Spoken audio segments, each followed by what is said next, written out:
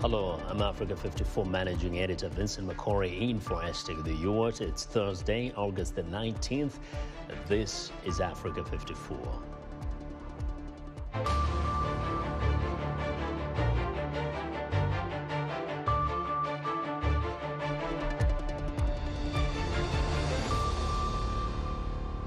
Ivory Coast begins Ebola vaccinations following a confirmed case in Abidjan.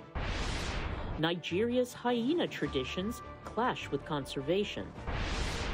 And what would it take for the Olympics to be hosted on the continent? We'll have a report.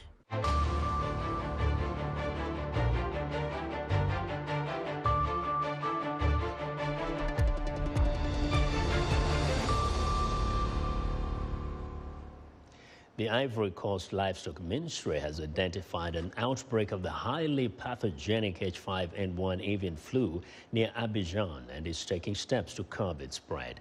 Testing confirmed the presence of the virus after a large number of poultry started dying in the Grand Bassam commune on July the 20th, according to the ministry. Ivory Coast, which last declared avian flu outbreaks in 2006 and 2015, is the latest of several West African nations to declare H5N1 outbreaks. Ivory Coast is also expanding its Ebola vaccination campaign to the general public after its first case of the deadly virus was confirmed last weekend. Angela Okomadu has the details. Solomon Yobowet is getting vaccinated against a deadly virus that hadn't been seen in his country, Ivory Coast, for 25 years. That was until the weekend, when an 18-year-old woman tested positive for Ebola. Having launched a vaccination campaign among health workers on Monday, it was expanded to the general public on Tuesday. Yobowet was among the first because the woman was residing in his neighborhood. You never know. We all live in the neighborhood, and I thought it would be useful to come and be vaccinated to be safe. The woman is believed to have traveled from neighboring Guinea to the Ivorian commercial capital, Abidjan, on August 11th and was hospitalized the next day. Health authorities have identified 9 people who came into contact with a confirmed case. Another suspected Ebola case is in hospital. WHO spokesperson Vianney Yamogo said the vaccinations are targeted. The objective is to cut the transmission. It's not to have a large number of people vaccinated, but to break the chain of transmission by vaccinating the subjects most at risk, who have probably been in contact with the case. Around 5,000 doses of Ebola vaccine have been made available to Ivory Coast. Yamogo said that should be enough to interrupt the chain of transmission. Well, that was Angela Okomadu of Reuters reporting.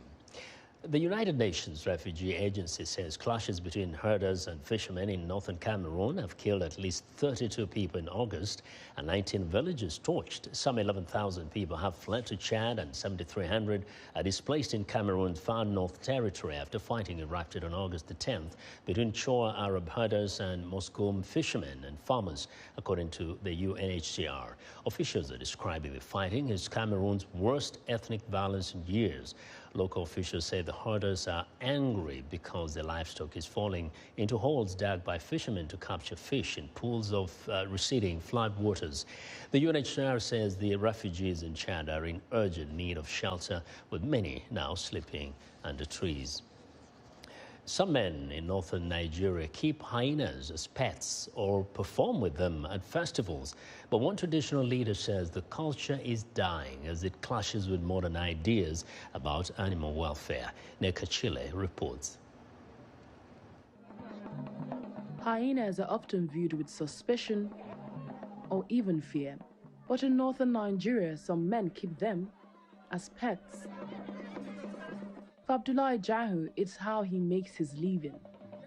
He comes from a long line of so-called hyena men, having learned how to handle and tame the animals from his father. He can earn up to $50 entertaining crowds. It's part of our culture and tradition, and it's been established for a long time, since our parents and our grandparents.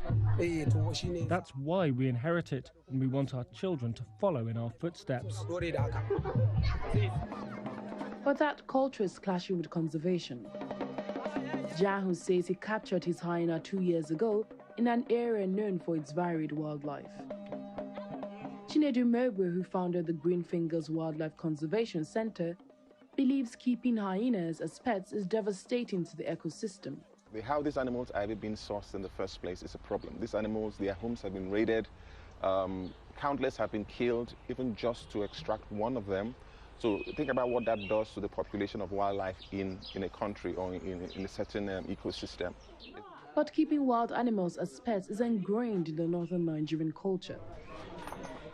In a crowd corner of Kano, one of Nigeria's biggest cities, traditional healer Chindo Musa says his hyena lives peacefully alongside his neighbors. He makes treatments from the animal's dung, which he says can heal wounds. Elsewhere in the state, Yaya Kawu also makes dung remedies, which he says can treat bad behavior in teenagers. He also lives with snakes and says the animals are considered a normal part of life in his rural community. What you have seen now is a dying art. Leader Nasiru Wada, who holds the traditional title of Magajin Garin Kano, says keeping hyenas is what they've known for hundreds, if not thousands of years. It used to be really prolific, but not anymore, because even the hyenas are endangered. But he acknowledges that the ways of the hyena men do not chime with modern ideas around animal welfare. Well, that was Naked Shirley of Reuters reporting.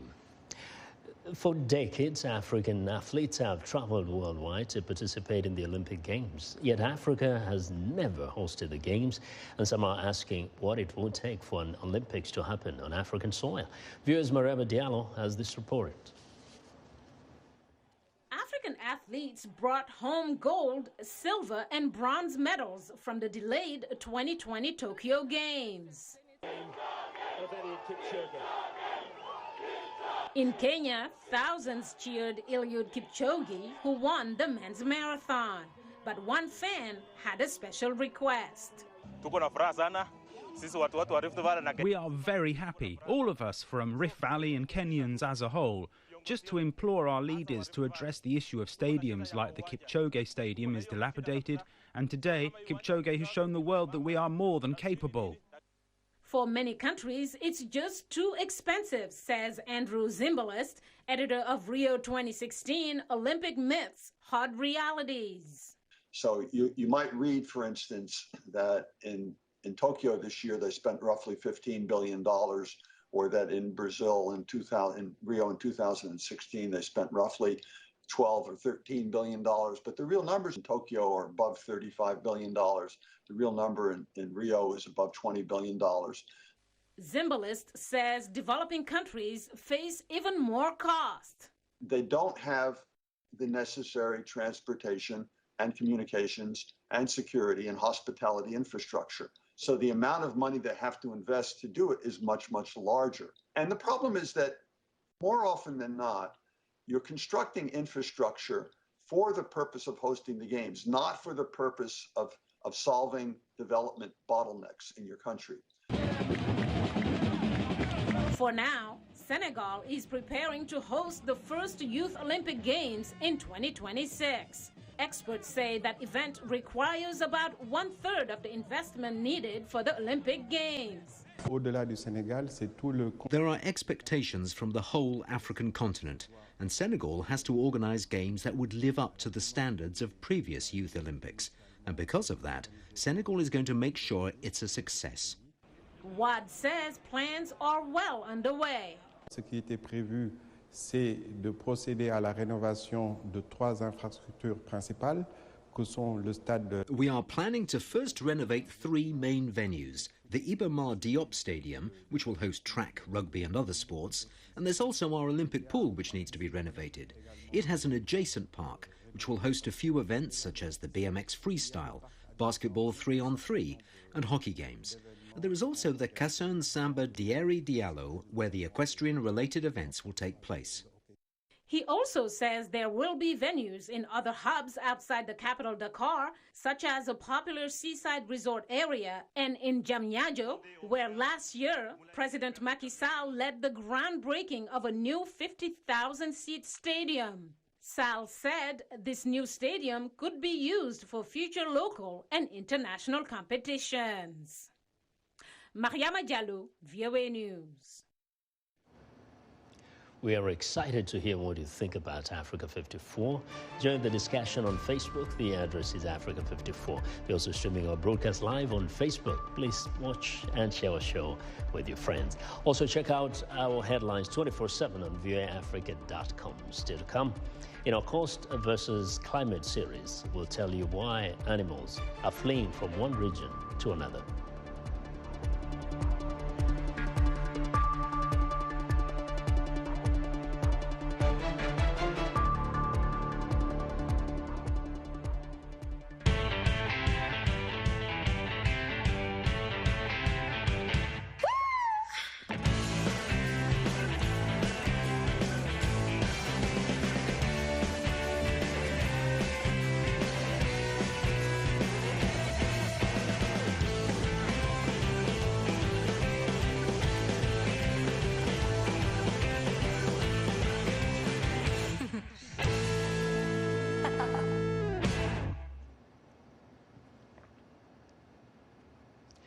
The Biden administration announced booster shots Wednesday for Americans who have been fully vaccinated. Aisha Sarai has more. As just over half the American population has been vaccinated, the Biden administration announced Wednesday that it would provide booster shots for Americans 8 months after their second vaccine. 8 months after your second shot, get a booster shot. These booster shots are free. We'd be able to get the booster shots at any one of approximately 80,000 vaccination locations nationwide. It will be easy. Top scientists in the U.S. have said that vaccines have proven effective against even the Delta variant. Even though this new data affirms that vaccine protection remains high against the worst outcomes of COVID, we are concerned that this pattern of decline we are seeing will continue in the months ahead, which could lead to reduced protection against severe disease, hospitalization, and death. But the decision to offer booster shots in the U.S. has drawn criticism from public health organizations, which note that much of the world is still struggling to get a first dose of the vaccine.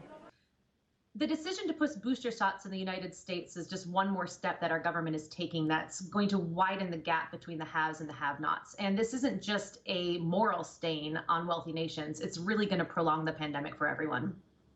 Biden responded to this criticism by noting the number of vaccines the U.S. has donated to other countries. No, there's some world leaders who say America shouldn't get a third shot until other countries got their first shot. I disagree. We can take care of America and help the world at the same time. In June and July, America administered 50 million shots here in the United States, and we donated 100 million shots to other countries. Washington's decision comes in defiance of the World Health Organization's call for a moratorium on booster shot discussion until more of the global population is vaccinated. Isha Sarai, VOA News. Climate change is currently transforming the world's shorelines. Animals and plants that can't tolerate warmer water are fleeing to cooler areas. In part 2 of our series, Coast versus Climate, VOA's Veronica Balderas Iglesias takes a first-hand look at how nature is struggling to heal. This is Goodwin Island in Virginia. You can see here down the coastline that is slowly eroding. And then if you look off this way, there is the salt marsh that is slowly replacing the forests that were once there.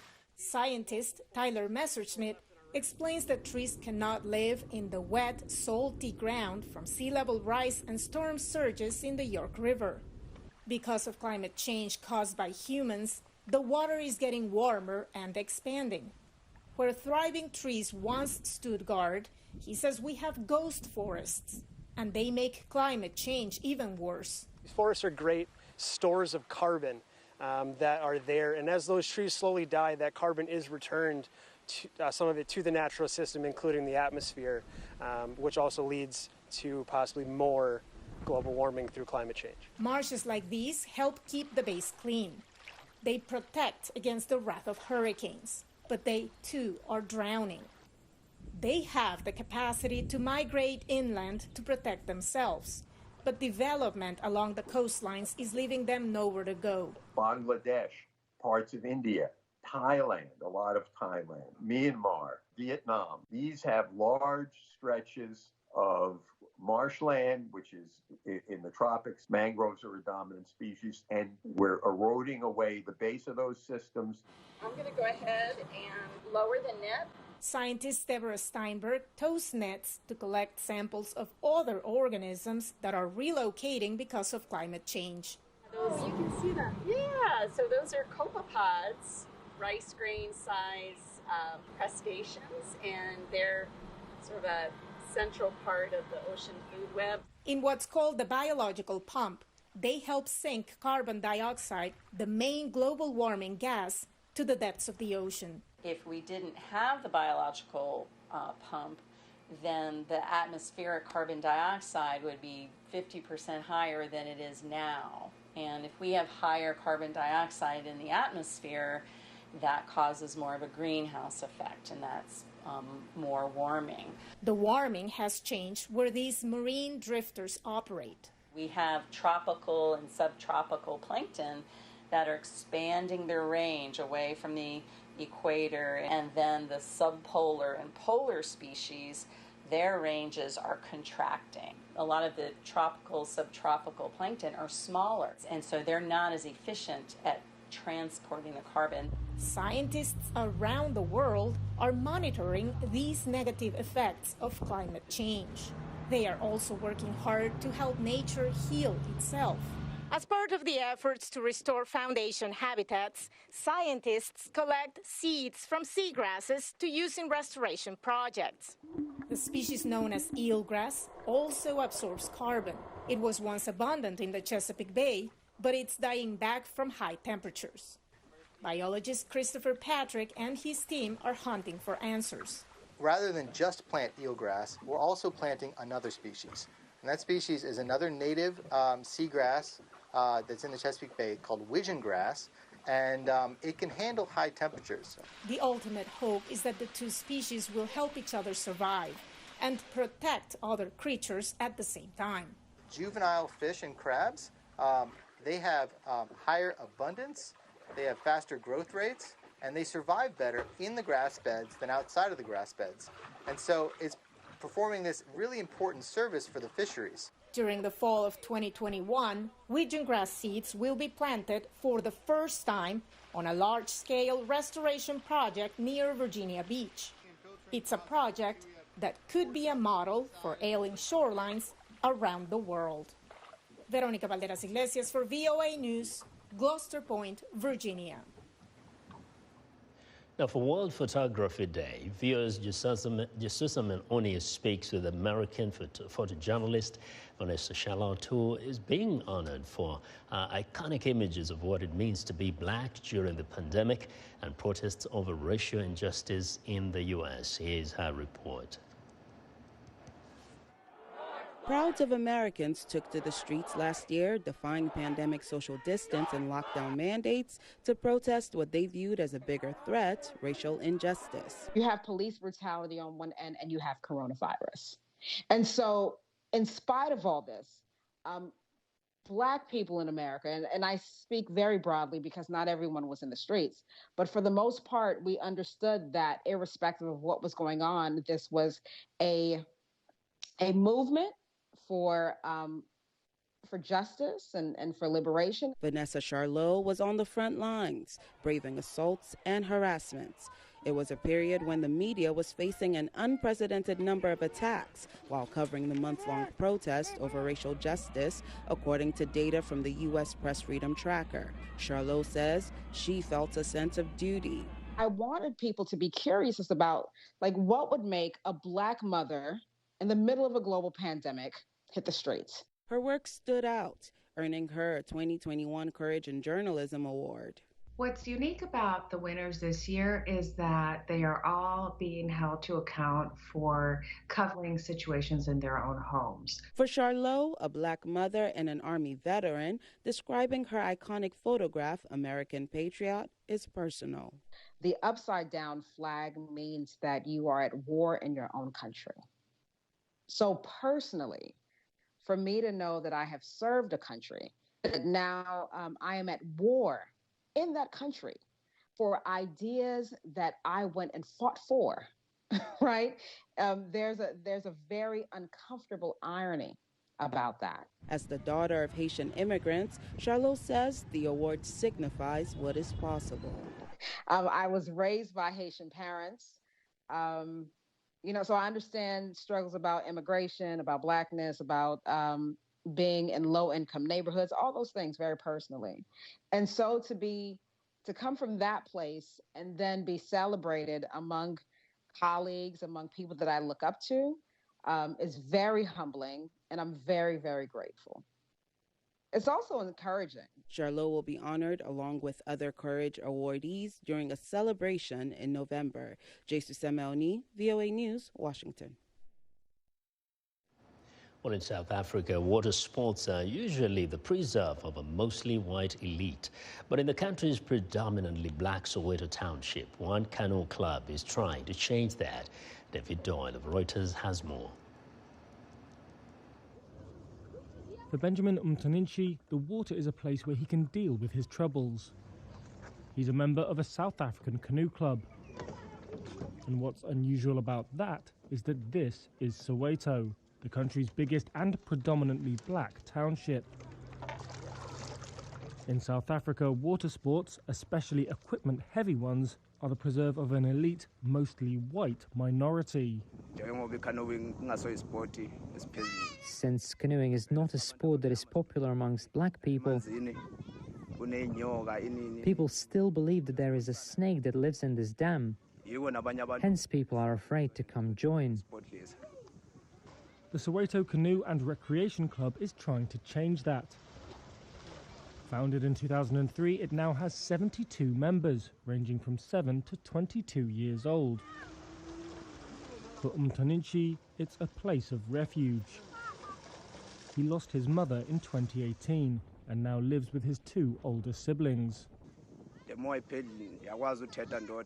more I paddle, I can talk to myself and find the solutions to my problems. That's what I like, and I can relax my mind. Soweto, like South Africa as a whole, suffers from high youth unemployment and the social ills that can bring. But for Umtaninchi, it's given him a dream. To one day qualify for the Olympics. He's currently ranked second in the under-23 category in Gauteng, the province around South Africa's biggest city, Johannesburg. David Doyle filed that report. Now, Zambia's president-elect Hakainde Hichilema says he is planning to unveil a set of economic policies aimed at solving the mineral-rich country's deep economic problems after he takes office next week.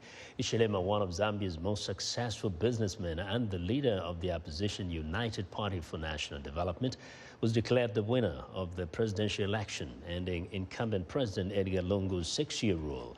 For more on President-elect Hichilema's future plans for Zambia, VOA's correspondent Peter Clote is standing by live by phone. Peter, good evening. Good evening, Vincent. Yes, thank you.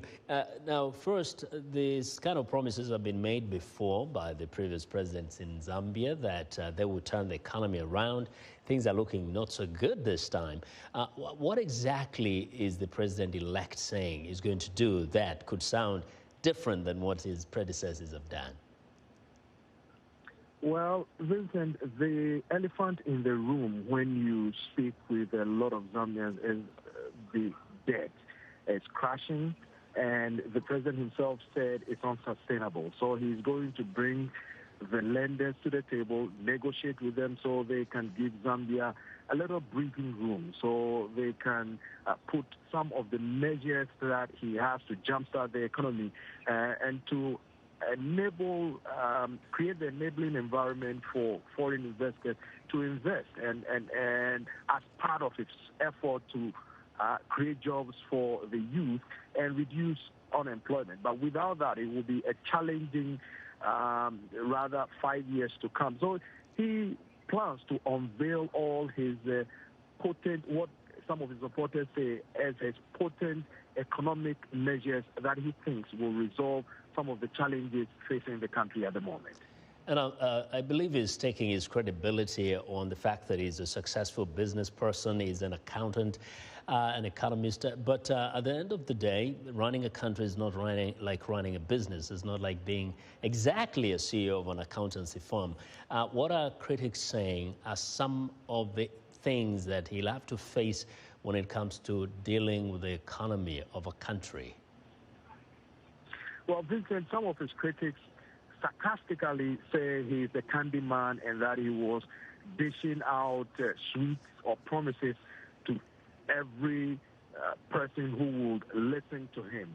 However, the president-elect said that he's daring to go. He wants to prove himself, his supporters say, to prove to Zambians that they made a mistake of not voting for him 5 years ago, and that his focus is about output and not the number of hours that you work.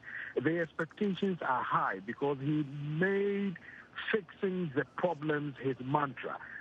His supporters will say, Bali will fix it. That means father will fix it. So expectations are high, and they believe he's uniquely qualified because he's invested in Zambia. He knows what it takes, and that the business environment was hostile. That is why a lot of investors were not investing.